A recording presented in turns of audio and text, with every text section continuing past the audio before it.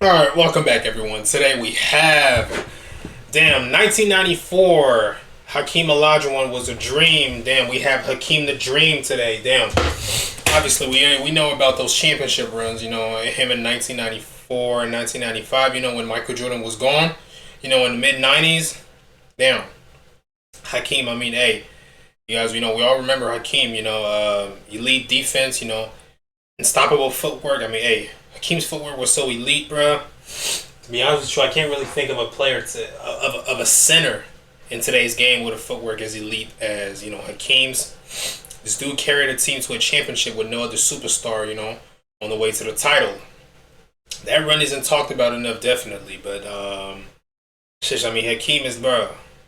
This dude, hey, I think that season, bro, he won MVP. He won Defensive Player of the Year award and a championship. That's shit. I mean, no. He also won Finals MVP too. Like, that's the thing. I think he's one of the three players, one of the only three players in the history of the NBA, to win a ring, an MVP, and the Defensive Player of the Year award in the same season. You had Michael Jordan in '88 and Giannis in 2020. During the COVID, but shit, crazy, man. And to add on to that, bro, unlike Jordan and Giannis, bro, he won a championship and the Finals MVP that year, bro. That's just crazy, man. Like, this dude, Hakeem, bro, the greatness is crazy, bro. Highly underrated, bro. And it's crazy because, bro, the Houston Rockets, they drafted him over Michael Jordan, and they don't even regret it. That's very telling of his greatness, bro. Imagine drafting someone over Michael Jordan and you don't even regret it. That should tell you everything you need to know. But yeah, now let's go ahead and look at this. Hope you guys are doing fine. Come on. In 1994, while the basketball world looked for a new king in the absence of Michael Jordan, one man quietly assembled a season for the ages. No super team, no co-star, just Hakeem Olajuwon, and the most complete performance the NBA had ever seen. This is how the dream became a nightmare for the entire NBA. Trying to turn baseline. Yeah. Right over David, too. Olajuwon with the head fake. Olajuwon now facing the basket. Damn, look at that footwork. Damn. What if I told you this might have been the most complete start-to-finish campaign in NBA history, and almost nobody talks about it? The 93-94 NBA season was wide open. Michael Jordan had stepped away from the game, leaving the throne vacant for the first time in years. Most people thought we'd see a new champion emerge from the chaos. They were right, but it wasn't the chaos everyone expected. The crown found its way to a 7-footer from Nigeria who combined ballet-like footwork with defensive instincts nobody had seen before. Hakeem Olajuwon filled that void and then some. This was the kind of season players dream about, but only the dream could actually deliver.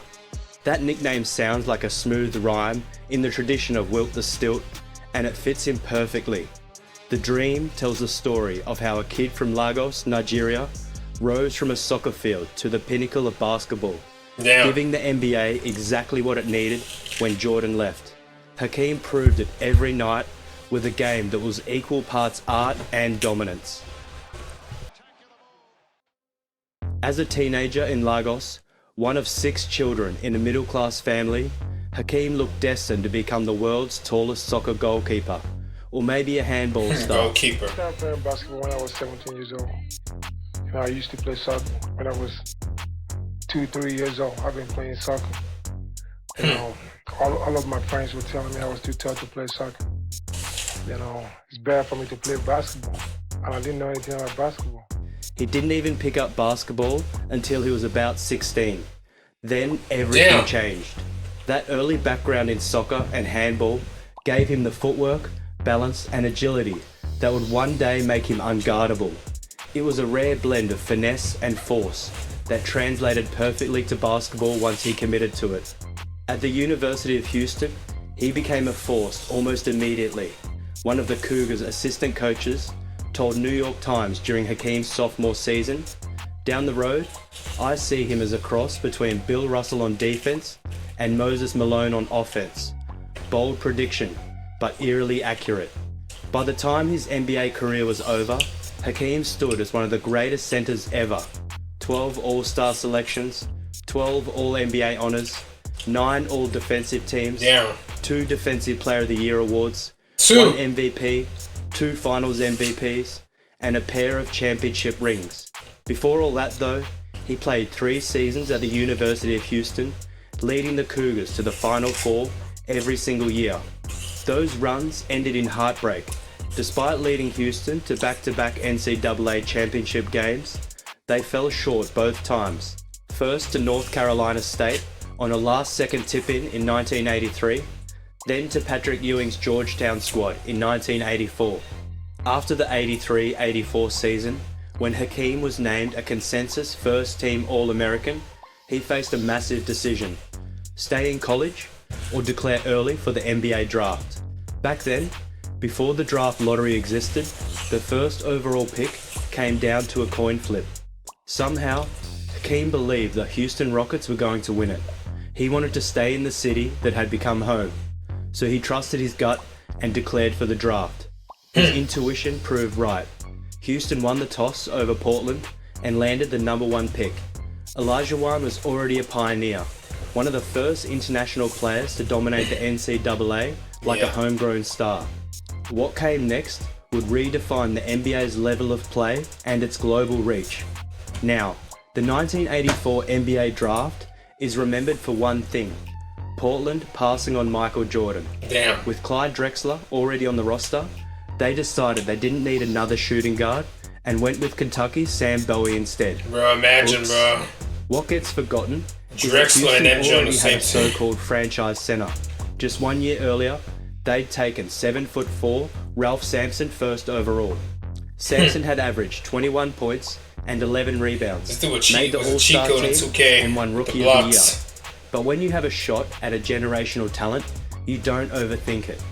When the Rockets won the flip, they took Hakeem Olajuwon without hesitation, even if it meant figuring out how to pair 2 7-footers later.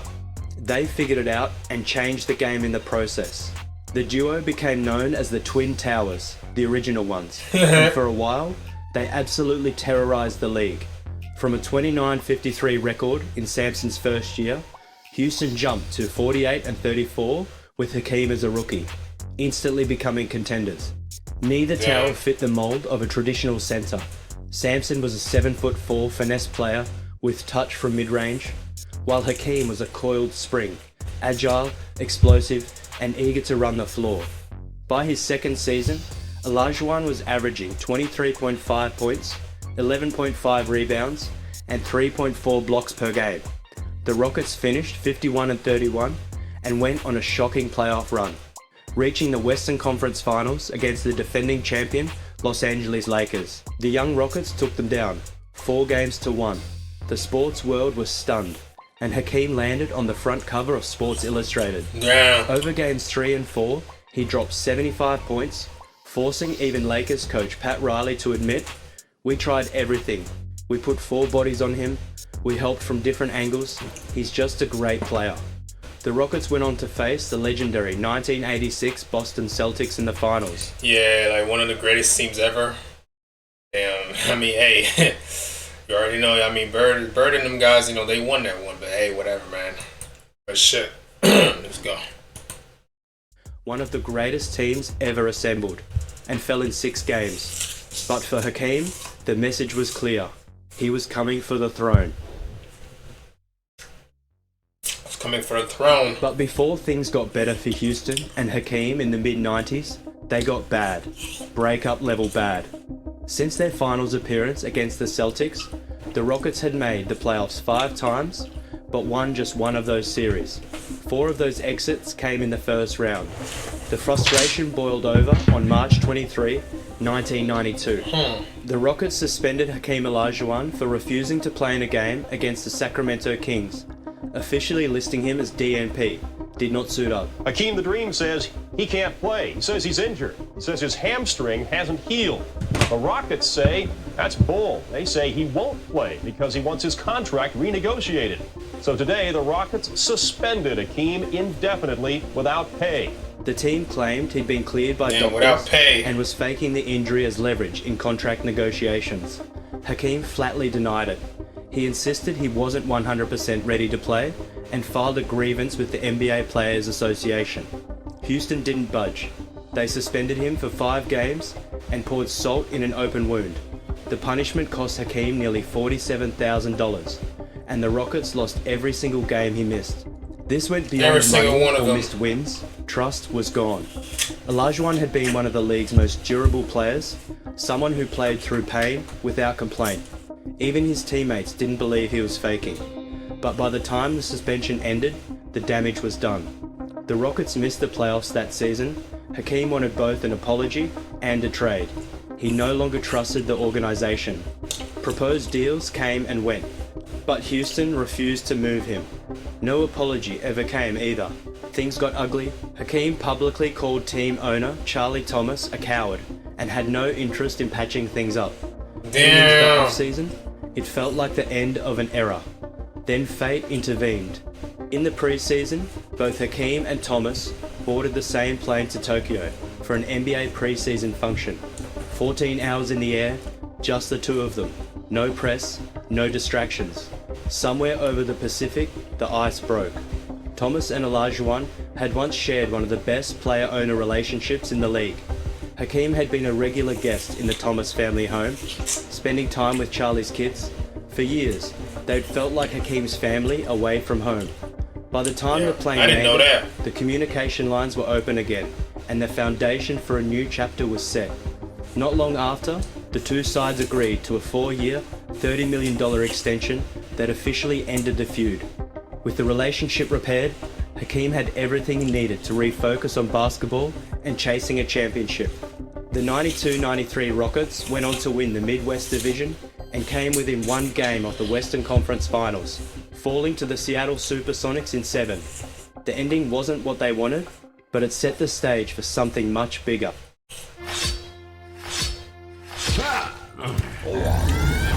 Whoa, he just swallowed that girl. What the hell?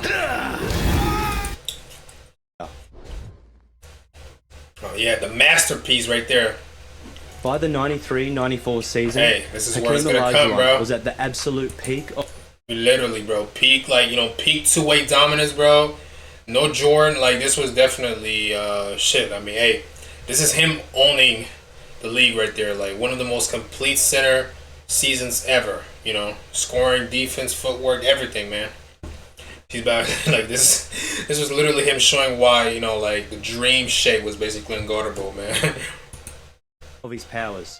With a new contract signed and the full backing of the organization, he rededicated himself completely to his craft. The footwork, the conditioning, the mid-post game, all sharpened to surgical precision. He had extended his range comfortably out to 15 feet, and his body was in elite shape. Surrounded by an invigorated group of teammates, Hakeem was locked in. Sure, locked in. It didn't hurt that the NBA's reigning dynasty in Chicago was suddenly without Michael Jordan, but there's no asterisks on what the Rockets did that season. Someone still had to claim the throne, and there were plenty of heavy contenders lining up for it. 7 teams won more than 55 games in 93-94, Seattle, Houston, New York, Phoenix, San Antonio, Chicago, and Atlanta. But no star shined brighter than Olajuwon. Night after night, he dominated both ends of the floor, leading Houston to what was then the winningest season in franchise history. He ranked among the league leaders in nearly every major category: 27.3 points per game, 11.9 rebounds, 3.7 blocks, and 52.8% shooting from the field. Complete mastery. The full expression of the dream. Olajuwon trying to get Donaldson up, takes it to the That was just a great shot by an all-pro player. And Hakeem Shot clock down to 4 again. Olajuwon, what a move around. And the shot actually deflected by Harper. Olajuwon setting up off the dribble. Oh, what a That year, Hakeem controlled basketball itself. He ran Houston's offense with a career-best 3.6 assists per game, anchored them on defense, and became their emotional and spiritual leader. Guard level the result, like this. Olajuwon joined historical company in the NBA pantheon, winning both MVP and Defensive Player of the Year in the same season. Same When season. Commissioner David Stern handed him the MVP trophy, Hakeem didn't thank his teammates and move on. He walked the trophy over and placed it in their hands, one by one. Because to him, the award wasn't his, it was theirs. When the postseason arrived, Hakeem somehow elevated his game even further. During that playoff run, Hakeem became the first player in NBA history to win a championship without another All-Star or future Hall of Famer on his team. He also led Houston in all 5 major statistical categories: points, rebounds, assists, steals, and blocks, finishing with 28.9 points per game to lead the league in the playoffs, along with 11 rebounds, 4.3 assists, 1.7 steals, and 4 blocks. The scoring and playmaking numbers are incredible, but those last... Dude basically built a system by himself, like, crazy, man. Like a center creating his own offense, bro. Not just finishing, bro. 2 stats truly show how revolutionary Hakeem was. Olajuwon might be the best defensive center to ever play the game. He's still the only player ranked top 10 all-time in both blocks and steals. He was a defensive nightmare, locking down post players, erasing shots at the rim, and switching seamlessly onto guards on the perimeter. That defensive brilliance was on full display throughout the 90s. You see how he controls pace, you know, slow game, but, you know, defenders are always behind, like, damn. Full postseason. Hakeem dismantled some of the best frontcourt players of the decade. In the first round against the Portland Trail Blazers, he helped hold Cliff Robinson to just 41% shooting from the field. In the second round versus the Phoenix Suns, he limited Charles Barkley to 45%, neutralizing one of the league's most dominant scorers. In the Western Conference Finals, he held Karl Malone, the MVP runner-up, to 43% shooting.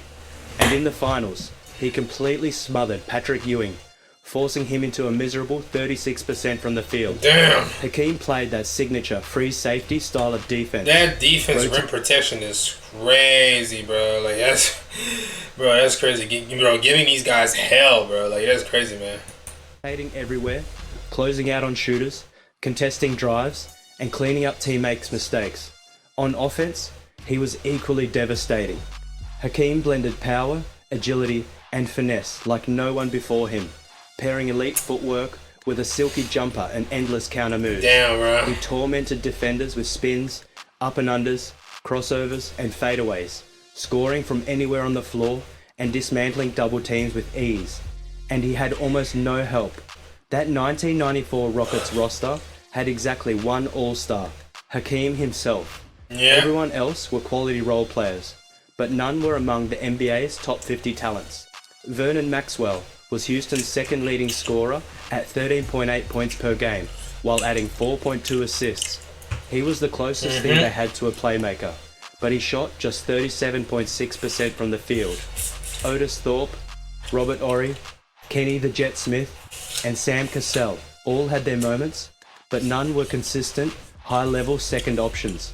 Hakeem had to do it all, and he did. Without him, the Rockets probably don't even make the playoffs. With him, they won it all. Houston began its playoff run by defeating Portland in 4 games. The Blazers had 2 elite offensive talents in Rod Strickland and Clyde Drexler, but neither could match Olajuwon's two-way dominance. In the second round, Houston faced Charles Barkley's Phoenix Suns and quickly fell behind 0-2 at home.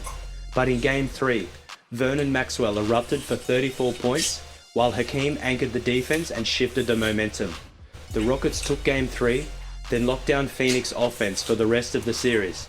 The Suns never broke 96 points again, and in Game 7, Hakeem closed them out with 37 points, 17 rebounds, and 3 blocks. In the Western Conference Finals against the Utah Jazz, the Dream put together another masterpiece, averaging 27.8 points, 4.6 blocks, and 2.6 steals, while posting a 97 defensive rating. His presence opened the floor for shooters like Smith and Maxwell, who got hot from 3 as Houston advanced in 5 games. Then came the finals. The New York Knicks were the best defensive team in basketball. Loaded with toughness, Patrick Ewing, Charles Oakley, and Anthony Mason, the series was a grind, tied 2-2 after 4 games. After dropping Game 5, the Rockets faced elimination. In Game 6, New York came within inches of the title until Hakeem... Wasn't that the NBA Finals where they had to literally stop broadcasting one of those games, I think Game 5, because of the the OJ chase, whatever, I don't know. made one of the most iconic plays in NBA history, soaring to block John Starks' potential game winner at the buzzer and saving Houston's season. Game 5, I think. Bro, what?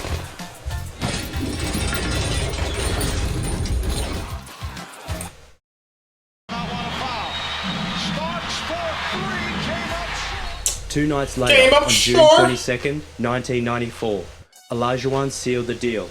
He recorded 25 points, 10 rebounds, 7 assists, and 3 blocks in Game 7, carrying the Rockets to a 90-84 win and their first NBA championship. Over the finals, Hakeem averaged 26.9 points, 9.1 rebounds, 3.6 assists, and 3.9 blocks, leading both teams in scoring in every game, while holding Ewing below 37% shooting. The Dream swept every major award that year: MVP, Defensive Player of the Year, and Finals MVP in a unanimous vote, all in one season. After the final buzzer, Hakeem summed it up perfectly. If you write a book, you can't write it any better. It has been a great season for us, and I'm just so happy to bring a championship to this city. Houston, it means a lot. When you look back, it's almost hard to believe. Hakeem averaged 28.9 points per game in the playoffs. The next highest Rocket, Vernon Maxwell, had 13.8. That's a 15-point gap, the largest margin between a title team's top 2 scorers in the modern NBA. Shaq had Kobe, Kareem had Magic, Bird had McHale. LeBron at different times had Wade, Kyrie, or AD. Every other great big man who won a title had a star guard beside him, except Hakeem. He carried a cast of role players to the 1994 championship through pure two-way dominance. It's crazy. He did also back-to-back titles, without a super team. That says a lot, man. Says a lot.